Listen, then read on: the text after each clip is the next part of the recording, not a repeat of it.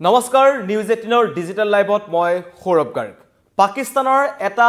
অদ্ভুত দাবী যিখন সঁচাকৈ পাকিস্তান দেশখন যিদৰে অদ্ভুত তেওঁলোকৰ ৰাজনৈতিক নেতা সকলো হেদৰে এটা অদ্ভুত তেওঁলোকৰ এটা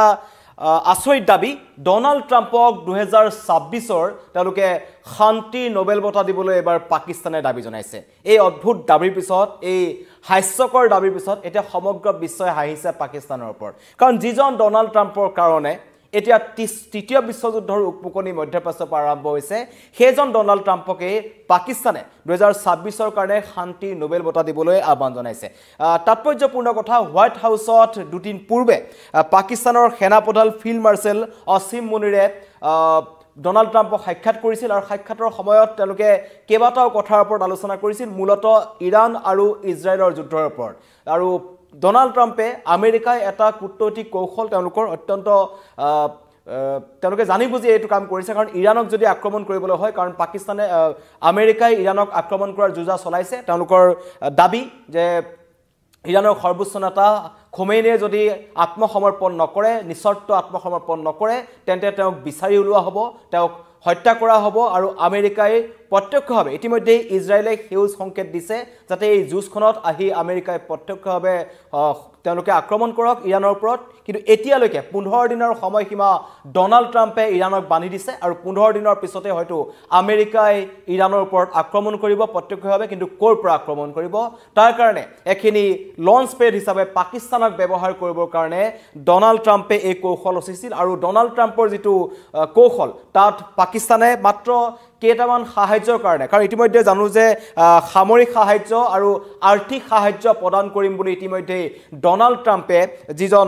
ফিল্ড মাৰ্শ্বেল আছে অসীম মুনিৰক পাকিস্তানৰ যিজন সেনাপ্ৰধান ফিল্ড মাৰ্শ্বেল তেখেতক আশ্বাস দিছে অত্যন্ত ৰহস্যজনক কথা এখন গণতান্ত্ৰিক দেশ যেটো তাত চৰকাৰ চলি আছে সেই চৰকাৰৰ প্ৰধানমন্ত্ৰী তথা চৰকাৰৰ কোনোবা এজন প্ৰতিনিধিৰ বিপৰীতে এজন সেনাপ্ৰধানৰ সৈতে ডোনাল্ড ট্ৰাম্পে হোৱাইট হাউছত কথা পাতিছে যেটো এটা অত্যন্ত ৰহস্যজনক হয়তো পৰৱৰ্তী পৰ্যায়ত পাকিস্তানৰ ৰাজনৈতিক পটভূমি খলনি হোৱাৰো ইংগিত থাকিব পাৰে কাৰণ এই অসীম মুনি কাৰণ আগতে আমি দেখিছিলো পাৰভেজ মুশাৰফ সকলো তেওঁলোকৰ সেনাপ্ৰধান সকলে পাকিস্তানত শাসন কৰে আৰু হয়তো আমেৰিকাৰ আশীৰ্বাদত হয়তো পাকিস্তানৰ সেনাপ্ৰধান ফিল্ড মাৰ্শ্বেলে পুনৰ পাকিস্তানত শাসন কৰাৰ সপোন দেখিব পাৰে তেনেকুৱা ধৰণৰ কথাও প্ৰসংগ আহিছে কিন্তু তাৰ মাজত এতিয়া যদি ক'বলৈ যাওঁ পাকিস্তানৰ যি ধৰণৰ মন্তব্য এটা অদ্ভুত দাবী বুলি ক'ব লাগিব ডোনাল্ড ট্ৰাম্পক তেওঁলোকে এই কাৰণে যি সহায় কৰিম বুলি কৈছে তেওঁলোকক সামৰিক সাহায্য প্ৰদান কৰিম বুলি কৈছে আৰ্থিক সাহায্যৰ যি পেকেজ বা টুপ দিছে ডোনাল্ড ট্ৰাম্পে সেই টুপ পোৱাৰ পিছতে এতিয়া ডোনাল্ড ট্ৰাম্পৰ জয় ময় কৰিবলৈ চেষ্টা কৰিছে বা কৰাৰ চেষ্টা পাকিস্তানৰ তেওঁলোকে দুদিন পূৰ্বলৈকে যদি আমি ক'বলৈ যাওঁ যেতিয়া প্ৰধানমন্ত্ৰী মোদীৰ লগত ডোনাল্ড ট্ৰাম্পৰ টেলিফোনিক বাৰ্তালাপ হৈছিল তেতিয়া কিন্তু ডোনাল্ড ট্ৰাম্পে অত্যন্ত ৰহস্যজনক এটা কথা কৈছিল যে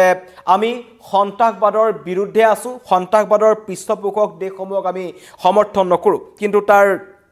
এদিন পিছতেই ডোনাল্ড ট্ৰাম্পে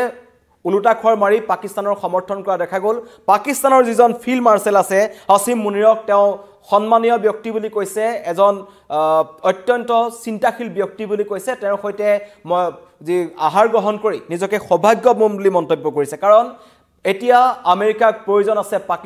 পাকিস্তানৰ ভূমিৰ পৰা ইৰাণক আক্ৰমণ কৰিবলৈ চেষ্টা কৰিব আৰু তাৰ কাৰণে ইতিমধ্যে সেউজ সংকেত পাকিস্তানৰ ফালৰ পৰা আমেৰিকাই পাইছে তাৰ পাছতে এতিয়া ইৰাণ খৰ্গগ্ৰস্ত হৈছে কাৰণ ইৰাণে পাকিস্তানক সকিয়নি প্ৰদান কৰিছে যদিহে আমেৰিকাৰ সমৰ্থনত পাকিস্তান থাকে তেন্তে কিন্তু ইৰাণে পাকিস্তানৰ ওপৰতো আক্ৰমণ কৰাৰ ভাবুকি প্ৰদান কৰিছে কিন্তু তাৰ মাজতে পাকিস্তানৰ যিটো দুমুখীয়া চৰিত্ৰ পুনৰবাৰ উন্মোচিত হৈছে এনেকুৱা নহয় যে আমি ভাৰতৰ ক্ষেত্ৰত বছৰ ধৰি দেখি আহিছো পাকিস্তানে সন্ত্ৰাসবাদৰ পৃষ্ঠপোষক নহয় বুলি তেওঁলোকে ৰাষ্ট্ৰসংঘত গৈ পেলাই কয় কিন্তু তেওঁলোকৰ ভূমিৰ পৰাই পাক অধিকৃত কাশ্মীৰৰ পৰা হওক বা অন্য স্থানৰ পৰা হওক য'ত হলেও কিন্তু পাকিস্তানৰ ভূমিৰ পৰাই সন্ত্ৰাসবাদৰ কাৰ্যকলাপ চলি আছে আৰু এইবাৰ অপাৰেশ্যন সিন্দুৰৰ সময়ত এটা কথা স্পষ্ট হৈ গ'ল যে পাকিস্তানৰ পাক অধিকৃত কাশ্মীৰে নহয় তেওঁলোকৰ মূল ভূখণ্ডটো কিন্তু সন্ত্ৰাসবাদীৰ ঘাটি আছে জয়ছ ই মহম্মদৰ যিটো হেডকোৱাৰ্টাৰ ভাৰতে অপাৰেশ্যন সিন্দুৰৰ সময়ত ধ্বংস কৰি দিছিল বেলিষ্টিক মিছাইল পেলাই সেইটো কিন্তু ৰাৱালপিণ্ডিত আছিল তেনেকুৱা ধৰণৰ পাকিস্তানৰ মূল ভূখণ্ডৰ 100 কিলোমিটাৰ ভিতৰত জয়শ্ৰী মহম্মদৰ দৰে সন্ত্ৰাসবাদী সংগঠনে মূল ঘাটি পাতিছিল আৰু কালিও অত্যন্ত এটা চৰ্চাৰ বিষয় শশী থাৰুৰে এটা অত্যন্ত গুৰুত্বপূৰ্ণ কথা কৈছিল যেতিয়া ডনাল্ড ট্ৰাম্পে পাকিস্তানৰ সেনাপ্ৰধান ফিল্ড মাৰ্শ্বেলৰ সৈতে তেওঁলোকে আলোচনাত মিলিত হৈছিল মধ্যাহ্ন ভোজন গ্ৰহণ কৰিছিল তেওঁক হোৱাইট হাউচত ৰাজ আতিথ্য প্ৰদান কৰিছিল তেতিয়া এটা অত্যন্ত গুৰুত্বপূৰ্ণ কথা কৈছে 2011 চনত যেতিয়া পাকিস্তানৰ মাটিৰ পৰা ওছামা বিন লাডেনক আমেৰিকাৰ সিল আৰ্মিয়ে হত্যা কৰিছিল হেতু হয়তো ডনাল্ড ট্ৰাম্পে পাহৰি গৈছে ডনাল্ড ট্ৰাম্পে নিজৰ দেশবাসীৰ লগত আমেৰিকাবাসীৰ লগতে কৰবাত নহয় কৰবাত কিন্তু তেওঁ বিশ্বাসঘাতকতা কৰিছে বুলি শশী থাৰুৰে কালি এটা অভিযোগ আনিছে আৰু কৈছে যিখন দেশ সন্ত্ৰাসবাদীৰ পৃষ্ঠপোষক দেশ যিখনত ওছামা বিন লাডেন লুকাই আছিল য'ৰ পৰা ওছামা বিন লাডেনক আমেৰিকাৰ সেনাই হত্যা কৰিছিল ঠিক একেদৰে যিমানসমূহ সন্ত্ৰাসবাদীৰ ডাঙৰ ডাঙৰ শীৰ্ষ নেতা আছে যিসমূহক আন্তঃৰাষ্ট্ৰীয়ভাৱে তেওঁলোকক শীৰ্ষ সন্ত্ৰাসবাদী নেতা হিচাপে ঘোষণা কৰা হৈছে তেওঁলোকৰ অধিকাংশই পাকিস্তানৰ ভূমিতে থাকে পাকিস্তানৰ পৰাই তেওঁলোকে সন্ত্ৰাসবাদৰ কাৰ্যকলাপসমূহ চলাই আছে কিন্তু সেইখন পাকিস্তানৰ হাতত হাত মিলাইছে এবাৰ ডনাল্ড ট্ৰাম্পে আৰু ডনাল্ড ট্ৰাম্পৰ এতিয়া চৌদিশে সমগ্ৰ বিশ্বত অন্য নালাগে আমেৰিকাৰ ভিতৰতে এতিয়া ডনাল্ড ট্ৰাম্পৰ বিৰুদ্ধে একাংশই প্ৰতিবাদ সাব্যস্ত কৰিছে আৰু ৱাশ্বিংটনত ইৰাণ ইজৰাইলৰ যুদ্ধৰ বিৰুদ্ধে প্ৰতিবাদ সাব্যস্ত কৰিছে আমেৰিকাৰ নাগৰিকসকলে আৰু বহু সংখ্যক ইহুদী নাগৰিক ওলাই আহিছে তেওঁলোকেও কৈছে যে ইহুদীসকল ওলাই অহাৰ অন্যতম কাৰণটো হৈছে আমেৰিকাক ইজৰাইলক সমৰ্থন নকৰিবলৈ দাবী জনাইছে যি দুখন দেশৰ মাজত যুঁজ হৈছে সেই দুখন দেশৰ মাজত যুঁজ হ'ব লাগে আমেৰিকাই এটা যি প্ৰত্যক্ষভাৱে ভূমিকা গ্ৰহণ কৰিছে যি ভাবুকি প্ৰদান তেওঁলোকে কৰি আছে সেইটো কিন্তু আমেৰিকাৰ নাগৰিকসকলেও ডনাল্ড ট্ৰাম্পৰ বিৰোধিতা কৰিছে আৰু সেইজন ডনাল্ড ট্ৰাম্পকে 2026 চনত শান্তিৰ নোবেল বঁটা দিবলৈ এটা অতি হাস্যকৰ দাবী পাকিস্তানৰ ফালৰ পৰা আহিছে আৰু পাকিস্তানৰ এই দাবীক এতিয়া যেটো পাকিস্তানৰ যি চৰিত্ৰ ইতিমধ্যে তেহৰানক পাকিস্তানে যি বিশ্বাসঘাতকতা কৰিছে কাৰণ মুছলমান দেশ হিচাপে তেওঁলোক একত্ৰিত আছিল বিশেষকৈ আৰব দেশসমূহ মধ্যপ্ৰাচ্যত যিমানসমূহ দেশ আছে তেওঁলোক একত্ৰিত বুলি তেওঁলোকে আগতে এটা জহাই ফুৰিছিল কোনোবা এখন দেশৰ যদি কিবা কাৰণত আক্ৰমণ হয় অন্য শক্তিয়ে যদি আক্ৰমণ কৰে তেন্তে সকলো একগোট হ'ব এনেকুৱা ধৰণৰ এটা স্থিতি তেওঁলোকৰ আছিল কিন্তু টকাৰ লোভত পাকিস্তানে নিজৰ উলুটা খৰ মাৰিছে আৰু পাকিস্তানৰ এটো চৰিত্ৰ কেৱল ইৰানৰ ক্ষেত্ৰত নহয় এটো বাৰম্বাৰ সকলো দেখি আহিছে এটা চীন আৰু পাকিস্তানৰ মাজতো সংঘাত হ'ব যেন এটা অনুমান হয় কাৰণ চীন আৰু আমেৰিকা এটা বেলেগ বেলেগকে আছে তেওঁলোকৰ স্থিতি একে নহয় আৰু চীনে ইতিমধ্যে ভাৰতে যেতিয়া অপাৰেশ্যন সিন্দুৰত পাকিস্তানৰ কঁকাল ভাঙি দিছিল তেতিয়া কিন্তু চীনে প্ৰথম পাকিস্তানক সহায় কৰিছিল সামৰিক সাহায্য প্ৰদান কৰিছিল আৰ্থিক সাহায্য প্ৰদান কৰিছিল তেওঁলোকক 5th জেনেৰেশ্যনৰ ডাঙৰ তেওঁলোকক কেবাখনো 5th জেনেৰেশ্যনৰ ফাইটাৰ জেট তেওঁলোকে 50% ৰেহাই মূল্যত বেইজিঙে দিম বুলি কৈছিল কেবাখনো শান্তি চুক্তি সামৰিক চুক্তি তেওঁলোকে স্বাক্ষৰিত কৰিছিল তাৰ পিছত হঠাৎ পাকিস্তানে গৈ আমেৰিকাৰ সৈতে যিটো ধৰণৰ তেওঁলোকৰ চৰকাৰ নহয় আচলতে তেওঁলোকৰ সেনা প্ৰধানে যি ধৰণৰ হলিগলি কৰিছে তাত হয়তো চীনৰ ফালৰ পৰা কৰবাত নহয় কৰবাত এটা হেঁচা আহিব পাৰে পাকিস্তানৰ ওপৰত কিন্তু পাকিস্তানৰ যিজন সেনা প্ৰধান আছে ফিল্ড মাৰ্শ্বেল তেওঁ আসিম মুনিৰ তেওঁ নাছুৰ বান্দা তেওঁ আমেৰিকাৰ সৈতে তেওঁলোকৰ সুসম্পৰ্ক ৰক্ষা কৰিবলৈ চেষ্টা কৰিছে আৰু কোৱা হৈছে কালি যেটা ইছলামাবাদলৈ তেওঁ ঘূৰি আহিল আসিম মুনিৰ আহি পেলাই তেওঁ পাকিস্তান চৰকাৰৰ ট্ৰাম্পৰ সহানুভূতি আদায় কৰিবলৈ এই ধৰণৰ এটা অবিবেচকীয় এটা প্ৰস্তাৱ দিছে যে শান্তিৰ নোবেল দিব লাগে ডনাল্ড ট্ৰাম্পক 2026